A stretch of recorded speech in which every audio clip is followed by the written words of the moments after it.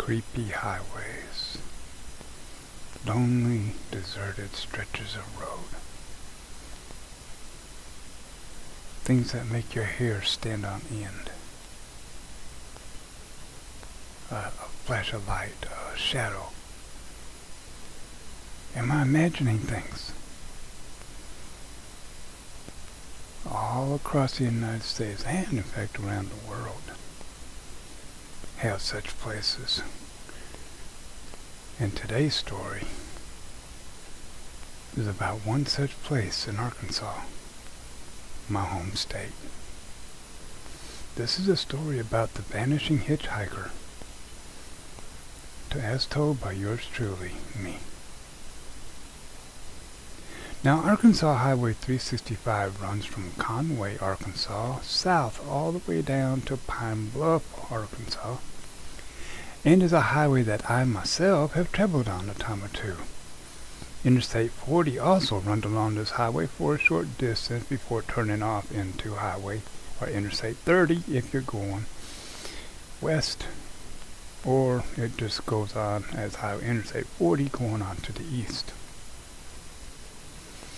But here's a story, a legend, a myth, whichever you prefer to call it, about this particular stretch of road. Arkansas Highway 365.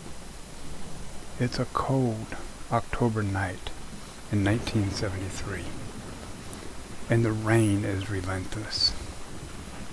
You're driving with caution because the rain is pouring down so hard you can barely see the road, let alone the white lines. On top of the rain, to make driving even worse, a fog is developing, making the street lights glow eerily, freakishly. You see a figure in the distance. You get closer and you think to yourself, do I stop? But before you can even answer that own question, you find yourself, you stop with this figure in white, in the pouring down rain, in the fog. You jump out the car and rush over to her. You throw your coat around her and help her back to your car, opening the door as she steps inside. You close the door, dash back around to the driver's side, jumping inside, turning the heater on full blast. Windshield wipers still clacking away. You ease onto the gas pedal, pulling away.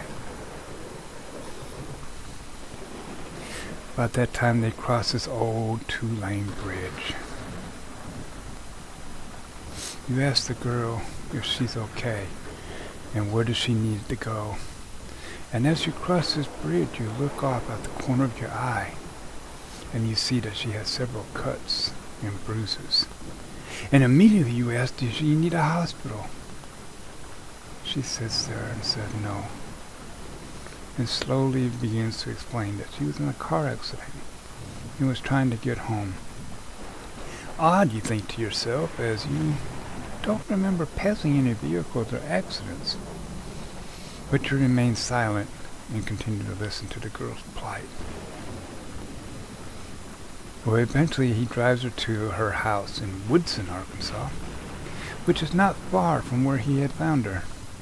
He jumped out the car again, ran around to open the door for her, but she was gone.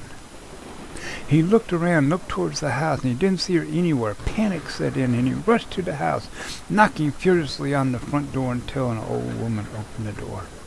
He stood there on the porch, drenched, his car lights illuminating him.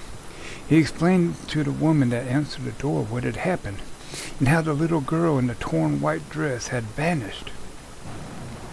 That he had brought her home but don't know where she went, and wanted to know if she had somehow made it into the house.